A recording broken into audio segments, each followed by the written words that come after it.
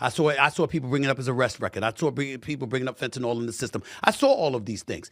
And all I could come to, Ben, fair or unfair, was that none of that matters if he wasn't on the ground with a knee on the back of his neck for 9+ minutes. What's going on, YouTube? It's your boy Floyd back again with another video. Hey, wanted to get in here real fast with Stephen A. versus Ben Shapiro. If you don't know or you don't remember, they had a little spat maybe a week or two ago on X about the George Floyd situation. Ben Shapiro was calling for Donald Trump to pardon or get behind Derek Chauvin being released over the killing of George Floyd. And Stephen A. not responded, but he went to his show to call Shapiro out, basically saying that if Derek Chauvin or if George Floyd was a white or Jewish person, that Ben Shapiro would not have been calling for the release of Derek Chauvin. I'll go ahead and play that clip, a little flashback for you, and then we'll come back and get into the debate between those two. I'll ask you another question, Ben Shapiro. You know, you brought up, drug use. You brought up a criminal record, if I remember correctly. I think that's what you said, right? Right, Ben Shapiro? Just a simple question. Respectfully, sir, would you have taken that position if George Floyd was a Jewish person? A white Jewish person?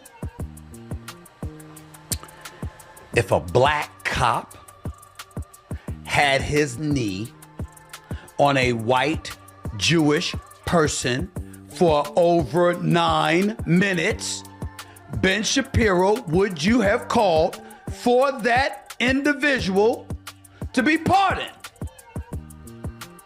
I'm just asking. It's a rhetorical question because you know what I believe the answer to be is, right? Fully offended, trust me on that, all right? But thank you for coming on the show. So let's get right into it. As you know, I spoke out against your petition to get President Trump to pardon former Minneapolis police officer Derek Chauvin. For those that don't know, Chauvin was sentenced to 22 years in prison after being convicted of unintentional second-degree murder, third-degree murder, and second-degree manslaughter of George Floyd. I wondered if you would feel that way if the officer was black and the victim was Jewish. That was what I said, and your response was to call me a race baiter. Why is that, Ben Shapiro? Well, to me, the entire case against Derek Chauvin was rooted in a sort of public racial essentialism that I thought was unnecessary to analyze the case. If I'm going to look at this case and just look at the facts of the case, the race of the person on the ground and the race of the officer are irrelevant, and we should treat it exactly the same, whether both people were black, both people are white, one person was Jewish, one person was not Jewish. The identity of the person on the ground, I think, should not be the deciding factor in whether or not Derek Chauvin was convicted of second-degree murder. It should be. That is true. I agree with him on that. He makes some good points. But Ben Shapiro is Jewish, and he rides hard for any Jew or Jewish person, especially for the state of Israel. So whether wrong, right, or indifferent, he's usually on the side of the Jewish or Israeli person. So what he's saying is correct. And what Stephen A. Smith said about the situation, that he would ride for a Jewish person if that was a Jewish person on the ground, I believe Stephen A. is correct, and what Ben Shapiro is saying is correct, but I don't think that's where his heart truly lies. The situation, the facts of the case, the autopsy report, and all of the rest. And so the thing that I actually objected to was the suggestion that my opinion would have changed, rooted in the, say, racial or religious identity of the person who died, as opposed to the racial or religious identity of the person who was the police officer. I just don't think that that's how we ought to decide criminal justice cases in general. In fairness to you, I can understand that in general. Damn it, in most instances, I can agree with that. But those are cases that we hear about. I'm talking about the visual impact. So let's stay right there, Ben. I am a black man, and I see this black man on the ground, face down, handcuffs behind him, face is imprinted into the pavement. The knee of the police officer is on the back of his neck. He's literally saying he can't breathe, to one point crying for his mama. And it happens for over 9 minutes. I understand from a technical perspective, from a specific analytical perspective, forensic evidence, et cetera, fentanyl in the system, et cetera. I got all of that. My point is, and my question to you at that time was, seeing that, how could you have another opinion? How could it be based on the preponderance of evidence that you threw into the fray in order to ask for this man to be pardoned? I'm just going by, like, there are certain things that you just see, and 1 + 1 = 2. So, I mean, true with that. When we seen him on the ground, I think everybody felt some type of way, whether you think that George Floyd was good or bad. Whenever somebody's in distress and the police officer has his foot on your neck or your back, it seems like it's more of his upper back. You know, we hate that feeling. You know, if you ever had a big brother or sister sit on you, it's an awful feeling. And just to see a grown man, you know, police officer, we could tell, you know, he was George Floyd was going through it. And I agree, even if he was on drugs, which he was, you would have some type of humanity inside of you, some humane response to, like, okay, I got him pinned down. Maybe, you know, putting my knee somewhere else to hold him down would be a better response. Even though that's how he was trained to do, which I don't think, you know, it's just bad training, and it's just not bad training, but it's a bad way to respond. You know, you gotta kind of put yourself, you know, you got to change your mindset a little bit, you know, because you got your foot on your knee in his back like that. You know, he's going through it, which we could tell, or if you look back at the video, he was overdosed. Stephen, actually, if you go back to my tweets at the time, May 30th and June 1st, if you look at my tweets, I'm saying the same kind of things you're saying right now. I'm saying the same kind of things at that time that everybody else is saying, seeing the tape, because there's no way to look at the tape. I saw that. And not be sort of shocked by what you're seeing on the tape, obviously. And then I think that the mark of a reasonable person is to change your opinion as the evidence changes. A lot of evidence emerged between the time that the tape was released, that horrible 9-minute tape, and the time the conviction actually happened. I mean, there's a full trial, there were autopsy reports, there was witness evidence, there were other people whose testimony was taken, there were multiple medical specialists who were called. And so in looking at all of that, that's the way we're supposed to adjudicate whether or not a person deserves to spend 22 years in prison, not based simply on our immediate gut response to the tape. And again, I had the same gut response to the tape that you did, and I think that everybody did. I think actually that tends to be the gut response of people when we see a lot of police activity. Actually, it turns out that the police do a lot of things that look really rough on tape and really difficult on tape, and this was one of those things. And then as we later learned that, for example, the sort of tactic that Chauvin is using there was actually trained by the Minneapolis Police Department, right? It's true with that. You know, we do see a lot of stuff on tape, and when we first looked, we're like, damn, that's wrong. He's guilty. It's kind of like with OJ. When we seen OJ, I think I was a baby at the time, but when OJ was rolling down Los Angeles in that Ford, that white Ford Bronco, it was that brother guilty.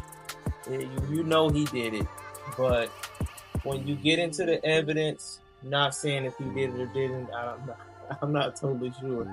But once you start getting into it, you take it to trial, you have to prove these things, you know, with the evidence. You can't just go off of how it looked and how it felt at the moment, you know.